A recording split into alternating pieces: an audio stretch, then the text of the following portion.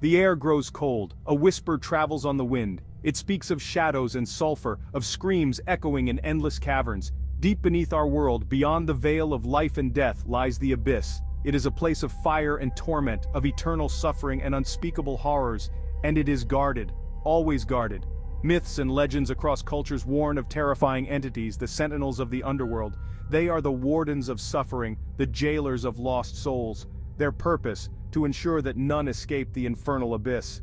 These guardians are not benevolent protectors. They are the embodiment of fear itself. In the hushed whispers of countless cultures, the journey to the underworld begins with a river of fire and woe, its currents choked with lost souls, and on its fiery surface glides a lone figure, the Ferryman.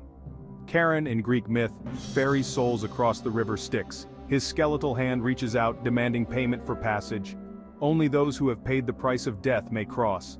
He is a grim reaper, a collector of souls, his presence a chilling premonition of the horrors that await. In Egyptian mythology, Anubis, the jackal-headed god, guides souls to the underworld. He weighs their hearts against a feather, a divine judgment of their earthly deeds. These ferrymen, though different in form, share a common purpose.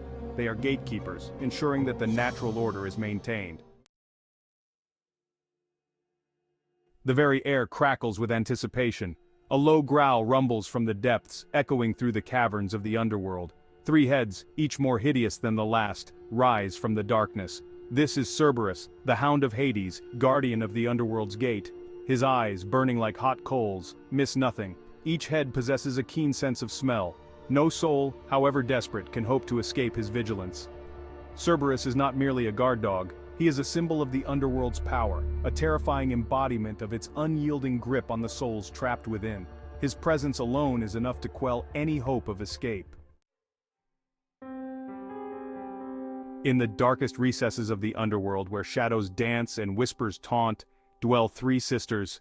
Their beauty, once legendary, is now twisted into a grotesque mockery of life. They are the Gorgons, their very gaze a death sentence. Of these, Medusa remains the most infamous. Her hair, a writhing mass of venomous serpents, hisses and spits. Her eyes, burning with cold fury, hold the power to turn any living creature to stone. Once a priestess of Athena, Medusa's beauty was her downfall. Now she is a creature of nightmares, forever cursed to guard the abyss. Her sisters Stheno and Euryale share her monstrous form and deadly gaze. Together they represent the unforgiving nature of the underworld, a place where beauty is fleeting and punishment is eternal. The East, a land shrouded in ancient mysticism. Here the concept of the underworld takes on new forms, guarded by beings as diverse as the cultures that birthed them. In Japanese folklore we encounter the Oni, demons of immense strength and terrifying visage. They wield spiked clubs and patrol the fiery depths of Jigoku, the Japanese underworld. Their laughter echoes through the caverns, a chilling symphony of torment. They are the embodiment of chaos and violence, a force to be feared and revered. Across the Himalayas in Tibetan Buddhism we find Yama, the Lord of Death.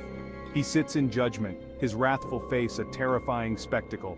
His role is not merely to punish, but to guide souls towards reincarnation. From the Oni to Yama, the guardians of the East reflect a unique perspective on life, death, and the afterlife.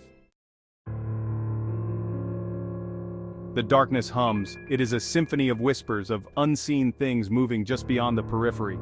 Not all guardians are defined by monstrous forms and thunderous roars. Some exist in the shadows, their presence felt rather than seen. In many cultures, the concept of hellhounds extends beyond the physical. These spectral canines are harbingers of death, their mournful howls echoing in the night. They are said to stalk the footsteps of the dying, their presence a chilling premonition of the inevitable. Then, there are the whispers, disembodied voices that slither through the darkness, tempting souls towards oblivion. Their power lies in their insidious nature, their ability to erode hope and leave only emptiness in its wake. These unseen guardians are perhaps the most terrifying of all. We have journeyed through myths and legends, confronted monstrous forms and unseen terrors. But what is the true nature of these guardians? Are they simply jailers tasked with keeping the damned in check?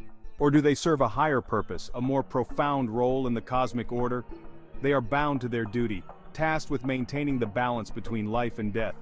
Their terrifying appearance, a reflection of the abyss they guard, a necessary deterrent to those who would seek to escape their fate. They represent the things we cannot control, the inevitability of our own mortality. As we emerge from the abyss, blinking in the sunlight of the world above, the echoes of the underworld linger. The Guardians in all their terrifying glory serve as a potent reminder of our own mortality. They are the shadows that lurk at the edge of our awareness, a testament to the enduring power of myth and legend. Perhaps the true purpose of these Guardians is not to punish, but to teach. They force us to confront our own mortality, to examine our lives and deeds.